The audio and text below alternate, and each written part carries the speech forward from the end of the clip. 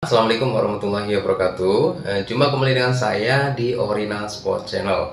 Nah, teman-teman, kali ini saya akan menjawab pertanyaan dari teman saya, dari teman-teman yang menanyakan mengenai perbedaan ataupun perbandingan antara Donik Barakuda vs Andro Rasanter C48. Oke, kita akan membandingkan dari segi aspek, kemudian dari tipikal kayak sponsnya, speednya, spinnya seperti itu teman-teman ya. Oke, dari tipe karet ya, Donik Barakuda itu adalah karet yang mempunyai tipikal offensive off min ya. Artinya meskipun dia adalah karet yang sifatnya adalah karet serang ya, tapi dia memang tidak secepat ataupun tidak se-speed misalkan Akuda S1 Turbo gitu ya. Nah, kemudian juga tidak tidak terlalu menonjol ya untuk speednya, tapi sepertinya kalau Barakuda ini lebih menonjol di bagian spinnya teman-teman. Nah, untuk Andro Rasanter C48 ya itu juga sama, itu mempunyai tipikal ofensif, tipenya adalah ofensif, tapi dia lebih ke counter spin teman-teman ya.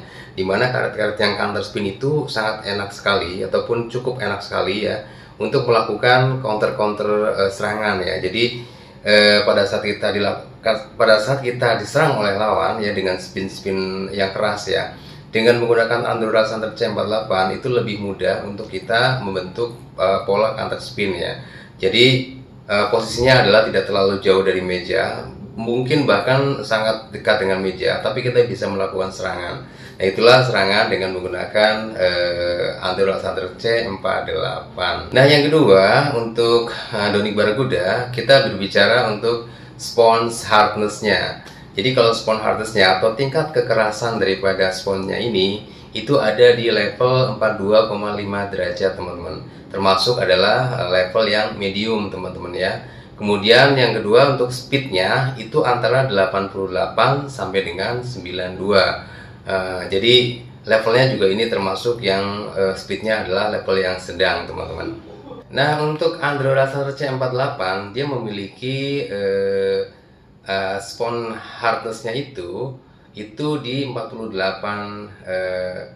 derajat ya, 48 derajat. Nah, termasuk dia itu masuk dalam kategori medium hard teman-teman ya. Jadi meskipun kelasnya menengah ya, tapi jenis sponnya itu cukup keras teman-teman. Ini sangat enak sekali sebetulnya untuk dilakukan atau untuk melakukan spinnya. Kemudian speednya itu kurang lebih tinggi sekali ya. Kurang lebih itu kalau di angka kita tidak menggunakan koma ya, itu 121, kurang lebih 121 untuk speednya. Nah, kemudian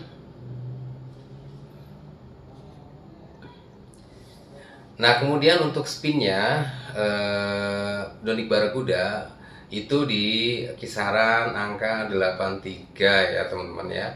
Sementara untuk Andro Rasanter C48 itu ada di 92. Jadi spinnya itu lebih tinggi Andro Rasanter C48. Oke teman-teman, kita lanjut ke parameter berikutnya. Nah, berat daripada karet Barakuda ya per lembarnya itu antara kira-kira 45 sampai 47 gram. Nah, itu ketika sudah dipotong teman-teman ya. Tapi memang tergantung potongannya. Paling selisihnya sedikit lah.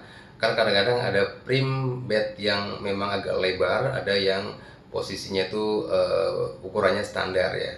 Nah, untuk Andro Rasanter C48 itu apa namanya? Beratnya itu kira-kira 48 sampai dengan 50 gram teman-teman setelah kita potong ya. Nah, ini sebetulnya tidak terlalu jauh perbedaannya. Tadi 45 sampai 47. Nah, ini 48 sampai 50 gram. Memang sih kalau kita lihat beratnya itu lebih ke Rasanter C48. Barakuda cenderung lebih ringan ya. Tapi perbedaannya tidak terlalu banyak ya, paling cuma 2-3 poin saja teman-teman ya. Nah, itu dia apa namanya, perbedaan secara berat, kemudian spin dan speed. Oke, kita lanjut ke perbedaan lainnya, teman-teman. Jangan lupa sekali lagi saya ingatkan untuk subscribe, like, and share di Orina Sport Channel. Ya, teman-teman semua, kita lanjut ya. Bagaimana feeling daripada kedua karet ini ya? Tentunya kalau untuk Barakuda, feelingnya itu sangat baik, teman-teman.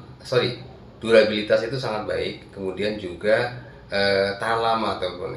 Kemarin sudah saya jelaskan kira-kira berapa lama ya. Ini bisa sampai 4-6 bulan ya. Nah, kemudian bagaimana dengan C48? Ini C48 itu sedang-sedang saja ya. Jadi durabilitasnya itu tidak terlalu lama ya, karena ya dia hanya berumur mungkin sekitar maksimal 2-4 bulan ya, tapi tergantung pemakaian sekali lagi, teman-teman ya. Nah, bagaimana dengan selain durabilitas, bagaimana dengan feelingnya? Jadi kalau feelingnya untuk Barakuda itu lebih natural dan lebih lembut ya. Kemudian kalau untuk C48 itu lebih keras dan cukup solid, teman-teman ya. Nah, gaya permainan yang cocok ya untuk kedua karet ini itu apa ya? Nah, gaya permainan ya, terutama untuk Barakuda, itu gaya permainannya adalah untuk pemain-pemain yang tipikalnya seperti looping, kemudian top spin, dan kontrol ya, itu sangat bagus sekali atau baik sekali ya. Walaupun sebetulnya banyak sekali sih karet-karet yang punya tipikal model Barakuda ini. Nah, sementara untuk C48 ya, itu dia lebih cenderung untuk gaya permainan seperti yang counter spin, kemudian blok yang relatif aktif ya, kemudian juga drive ball yang cepat. Jadi cocok untuk main rally sih sebetulnya untuk C48 ini, teman-teman ya. Nah, bagaimana jarak bermain? Nah, ini kita bahas juga nih, jarak bermain untuk kedua karet ini itu bagusnya bagaimana ya. Kalau dilihat dari dari misalkan feelingnya, kemudian untuk pemain apa cocoknya, kemudian kita lihat dari beratnya, spin, kemudian sama speednya ya. Ini jaraknya untuk Barakuda itu cocoknya untuk pemain yang dekat dengan meja ya, atau juga tidak terlalu jauh dari meja. Jadi bisa dekat, bisa mundur sedikit ya, tapi jangan terlalu jauh, teman-teman ya, karena memang kurang mendukung ya untuk tipikal karet Barakuda ini.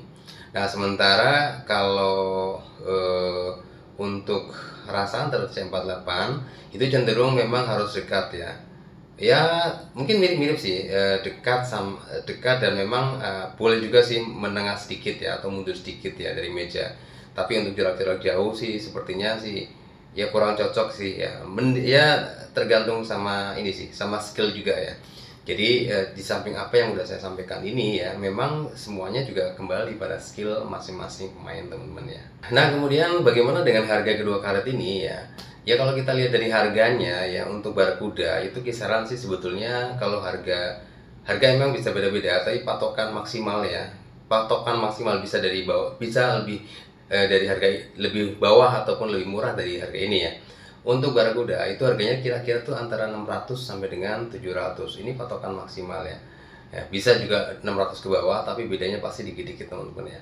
Kemudian untuk Rasander C48 itu harganya sekitar ya 610 sampai 710 ya, seperti itulah. Beda sedikit antara 610 sampai 730 ya. Ya bisa minus kurang sedikit atau naik sedikit ya. Nah, kemudian memang untuk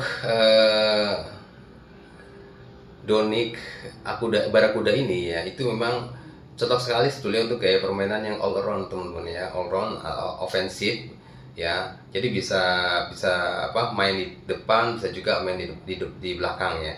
Nah, sementara kalau untuk C48 itu meskipun dia juga all around, tapi dia lebih ke all roundnya itu yang agresif ya, yang istilahnya mainnya itu lebih cepat daripada yang Barakuda. Jadi Barakuda mungkin ada delaynya sedikit-sedikit ya, tapi kalau untuk C48 tuh bisa bermain cepat ya. Nah, kemudian sebagai catatannya ya, bahwa Barakuda itu memang mempunyai spin yang tinggi ya, kemudian ya sekaligus dia mudah untuk dikontrol dan memang sangat cocok untuk pemain pemula ataupun pemain yang advance ya. Pemula sama yang memang sedang belajar terus ya. Nah, kemudian untuk C48 emang sedikit dia itu agak tricky ya, atau menggunakan teknik-teknik yang benar ya. Kemudian mempunyai speednya memang cukup tinggi speednya. Nah, dan dia itu cocok sekali buat pemain-pemain ataupun yang mempunyai gaya permainan itu counter spin, teman-teman. Bermain di jarak lebih dekat lagi, teman-teman ya.